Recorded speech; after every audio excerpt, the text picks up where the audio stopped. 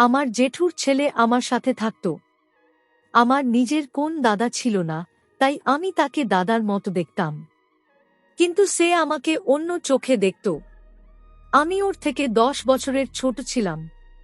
একদিন যখন আমি স্কুল থেকে ফিরে আসি তখন বাড়িতে কেউ ছিল না, শুধু দাদা ছিল। আমি যখন দাদার ঘরে যাই তখন সে ঘরের দরজা বন্ধ করে আমার সাথে যা করে। আমি বিছানায় শুয়ে শুয়ে চোখের জল ফেলছিলাম। কাঁচের গ্লাসটা ভেঙে টুকরো টুকরো হয়ে গেছিল, আর তার সাথে আমার যৌবন, স্বপ্ন আর বিশ্বাসও ভেঙে চুরমার হয়ে যায়। আমার কান্নার আওয়াজ গোটা ঘরে ছড়িয়ে পড়ে, কিন্তু সেই মানুষটার মনে কোন প্রভাব ফেলে না। আমি নিজের বাড়িতেও নিরাপদ নই। আমার গোটা শরীর যন্ত্রণায় ফেটে যাচ্ছিল। আমি চোখের সব ঝাপসা দেখছিলাম। আমার চোখের জলে গোটা বালিশ ভিজে গেছিল। আজ আমি শারীরিক আর মানসিকভাবে যে আঘাতটা পেলাম তার রেশ হয়তো আমাকে সারা জীবন বয়ে বেড়াতে হবে। আমার বাবার কথা খুব মনে পড়ছিল। আমি বাবার চোখের মণি ছিলাম। আর যদি আমার বাবা বেঁচে থাকতেন তাহলে কারোর এত সাহস হতো না। আমারই বাড়িতে আমার সাথে খারাপ করার আমার কান্নার আওয়াজ বাড়ির সব দেওয়ালে প্রতিধ্বনিত হচ্ছিল। এই একই দেওয়ালে একদিন আমার হাসির শব্দ প্রতিধ্বনিত হতো। আমি কি এমন পাপ করেছিলাম যার শাস্তি আমি এইভাবে পাচ্ছি? যেই মানুষটাকে আমি সবথেকে বেশি বিশ্বাস করতাম সে আমার সাথে এরকম করল। সে আমাকে নষ্ট করে বাড়ি থেকে বেরিয়ে যায়।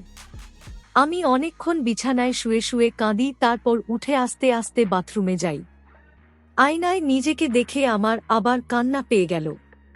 আমার সারা শরীরে জায়গায় জায়গায় দাঁত বসানোর দাগ। আমি চোখে মুখে জলের ছিটে দিয়ে নিজেকে সামলে বাইরে বেরিয়ে এলাম। মায়ের ফিরে আসতে এখনো কতক্ষণ লাগবে কে জানে। আমি নিজেকে ঘরের মধ্যে বন্ধ করে রাখি। আমি এখনো ভয়ে কাঁদছিলাম। আমার বারবার মনে হচ্ছিল আমি একটা খারাপ স্বপ্ন দেখছি। আমি চোখ খুললেই এ দুঃস্বপ্নটা শেষ হয়ে যাবে। কিন্তু সেটা হবার নয়। আমাকে সত্যিটা মেনে নিতেই হবে। আমি আবার চিৎকার করে কাঁদতে শুরু করলাম। মনে হয় এইভাবে আমাকে সারা জীবন কাঁদতে হবে। বিকেল হতেই মা আমার ছোট বোন বাড়ি ফিরে আসে। মা এসে আমার ঘরের দরজায় টোকা মারে।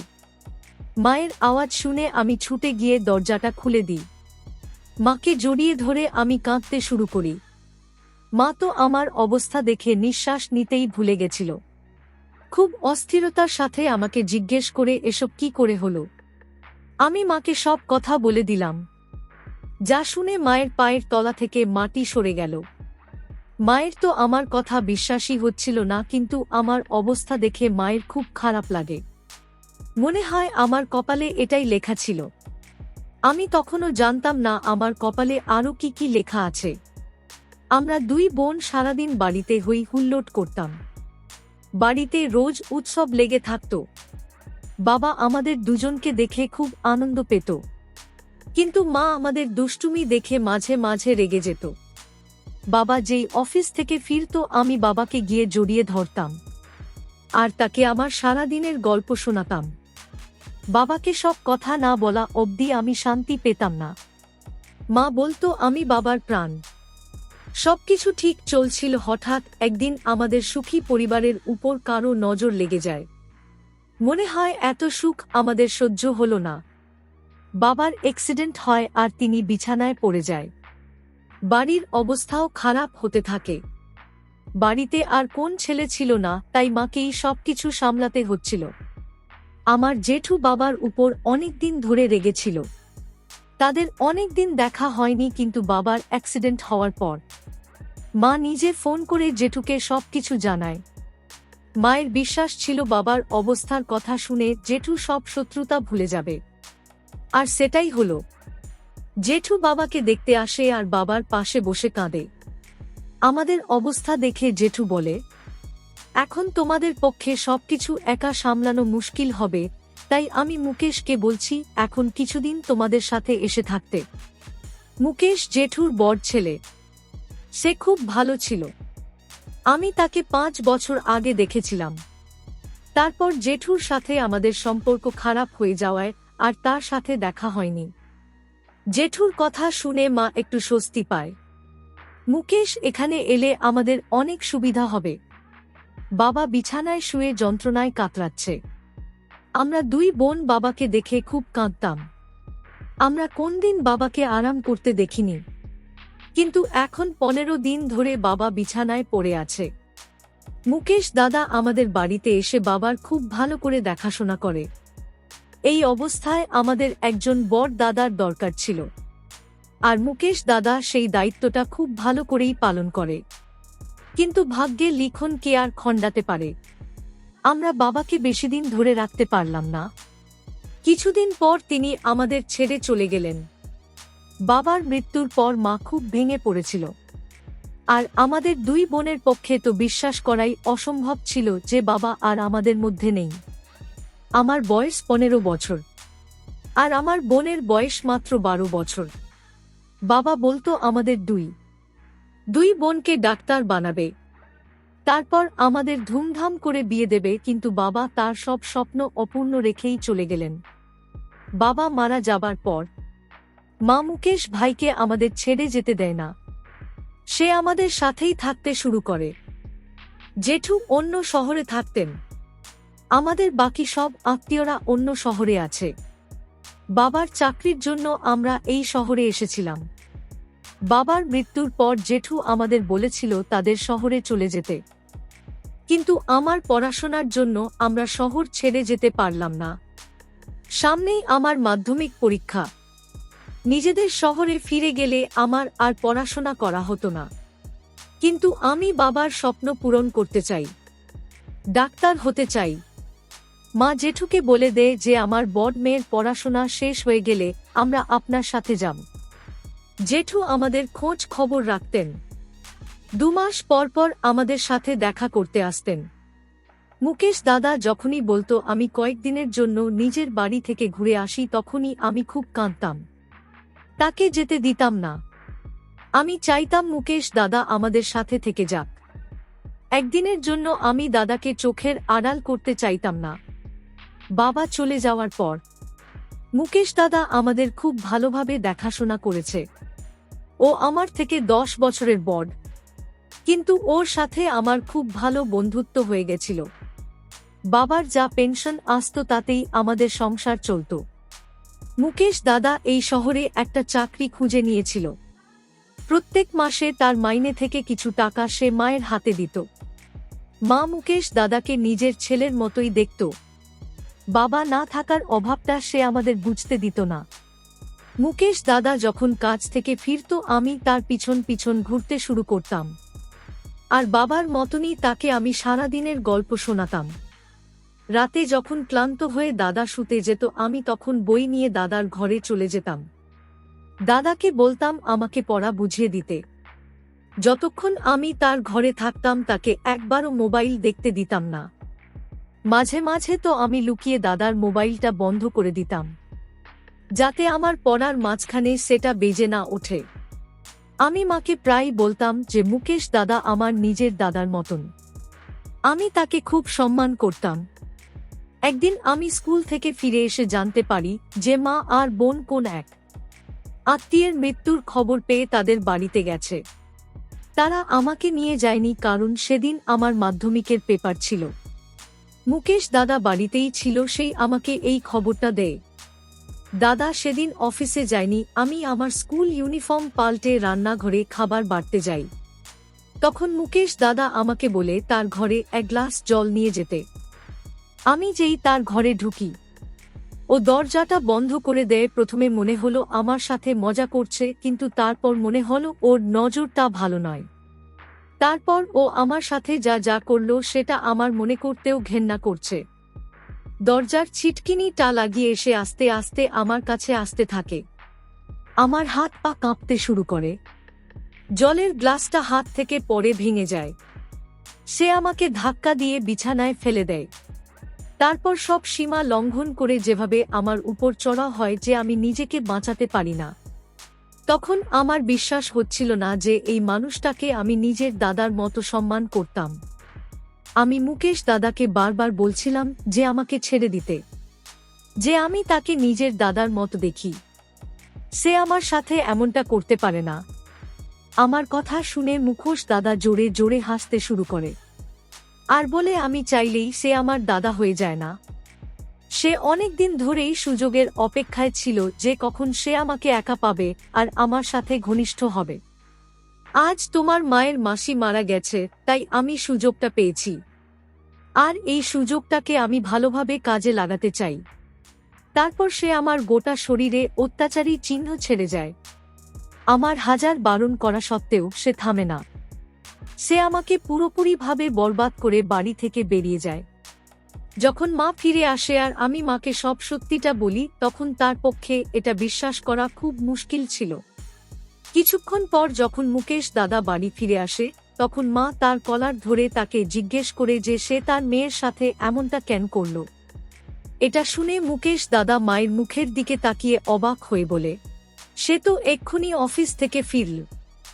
সে মায়ের কথা শুনে চমকে যাওয়ার ভান করে মাকে জিজ্ঞেস করে মা কেন তার কলার ধরে আছে, কি এমন হয়েছে। মা তাকে জিজ্ঞেস করে যে সে তার মেয়ের সম্মান নিয়ে কেন খেলল। এটা শুনে মুকেশ দাদা খুব রেগে যায় আর বলে, আন্টি, আপনি এসব কি বলছেন? কাজলকে তো আমার ছোট বোনের মতন দেখি। আমি ওকে খারাপ চোখে দেখার কথা ভাবতেও পারি না। আপনি আপনার মেয়েকে জিজ্ঞেস করুন যে কার দোষ আমার উপর চাপাচ্ছে। আমি তো কাজলকে বলেই কাজে বেরিয়েছিলাম, আজ আমার অনেক কাজ ছিল। আমি এইমাত্র বাড়িতে ঢুকলাম, আর আমি যদি কাজলের সাথে এরকম কিছু করতাম তাহলে কি আমি বাড়ি ফিরে আসতাম? কাজলের একটা ছেলের সাথে সম্পর্ক আছে, আমি সব জানি, কিন্তু আমি আপনাদের বলিনি, কারণ আমি ভেবেছিলাম কাজল নিজেই একদিন আপনাদের সব কথা বলবে। কিন্তু আমি কোনদিন ভাবিনি যে কাজল আমার চরিত্রের দিকে আঙ্গুল তুলবে। হতেই পারে যে কাজলের বাড়িতে একা লাগছিল, তাই ও সেই ছেলেটাকে বাড়িতে ডেকেছিল।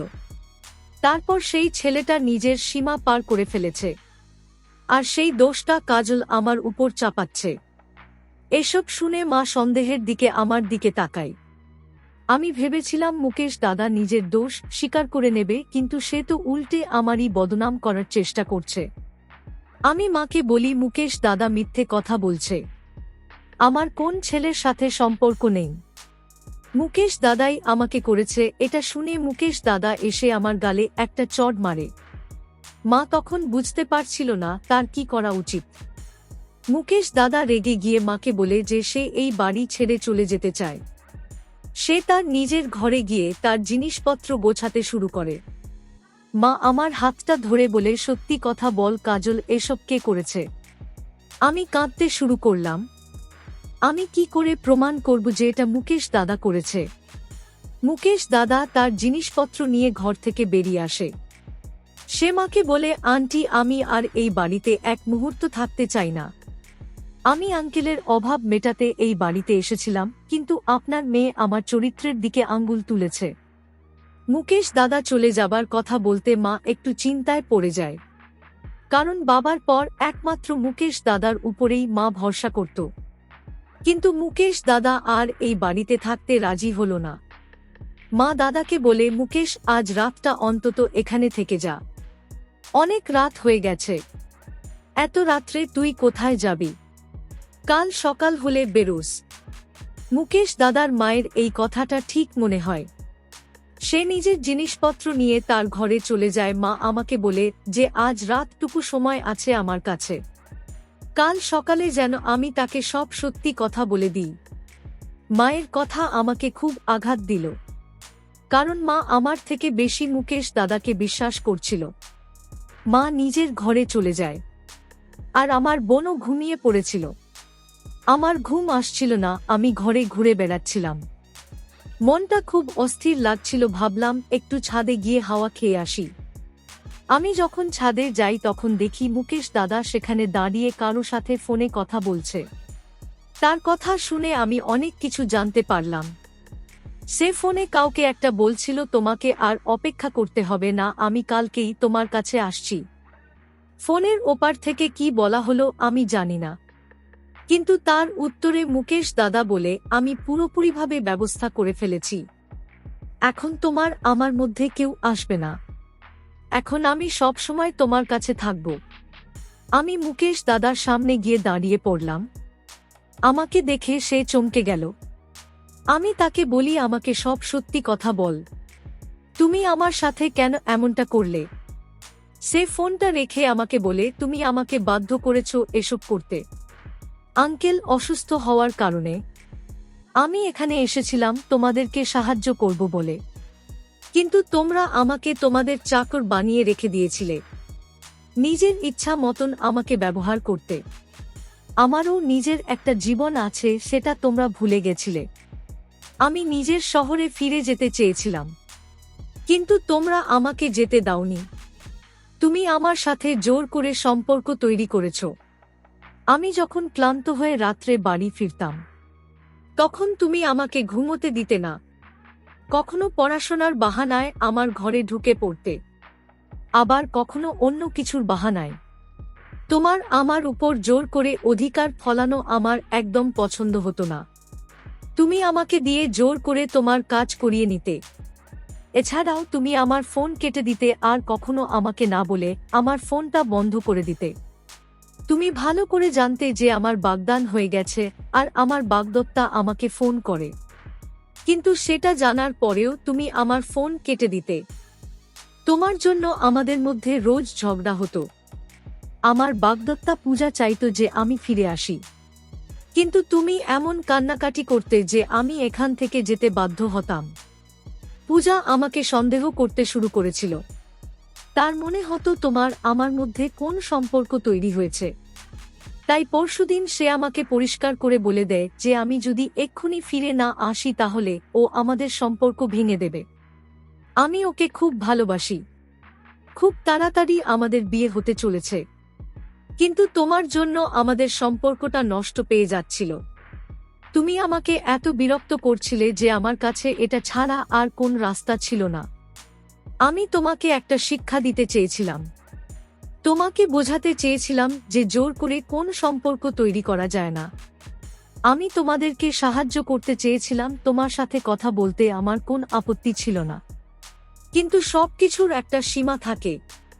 তুমি তো আমার মাথায় চড়ে বসেছিলে। পূজার সাথে ঝগড়া হওয়ায় আমি খুব রেগে গেছিলাম, আর সেই রাগের বশে আমি তোমার সাথে এমন একটা কাজ করে বসি, যেটা করার কথা আমি কোনদিন স্বপ্নেও ভাবিনি। আমি খারাপ ছেলে নই, আমি তোমাকে খারাপ চোখেও দেখি না, কিন্তু তোমার আচরণে আমি এতটাই বিরক্ত হয়ে গেছিলাম যে আমি না চাইতেও তোমার সাথে একটা ভুল কাজ করে বসি। এর জন্য আমি খুব লজ্জিত। তোমার এটা বোঝা উচিত যে তুমি জোর করে কাউকে নিজের দাদা বানিয়ে নিতে পারো না। আমি পূজাকে হারাতে চাই না, তাই আমি সকাল হলেই এই শহর ছেড়ে চলে যাব। তুমি এখানে ভালো থেকো। এরপর থেকে কারোর সাথে জোর করে সম্পর্ক তৈরি করার চেষ্টা করবে না। মুকেশ দাদার কথাগুলো আমাকে খুব অবাক করে দেয়। আমি ভাবতেও পারিনি যে এই ছোট্ট বিষয়ের জন্য সে আমার উপর এত ভয়ঙ্করভাবে বদলা নেবে। হ্যাঁ, এটা সত্যি যে আমি ওকে বড্ড বেশি বিরক্ত করতাম। ওর বাগদত্তের ফোন জেনেও আমি সেই ফোন কেটে দিতাম, কারণ আমি চাইতাম না মুকেশ দাদা আমাদের ছাড়া অন্য কাউকে সময় দিক। কোথাও না কোথাও আমার মনে এই ইচ্ছেটা ছিল যে ওর সাথে পূজার সম্পর্কটা ভেঙে যাক, যাতে ওকে আর শহরে ফিরে যেতে না হয়, ও যাতে আমাদের সাথে এখানে থেকে যেতে পারে।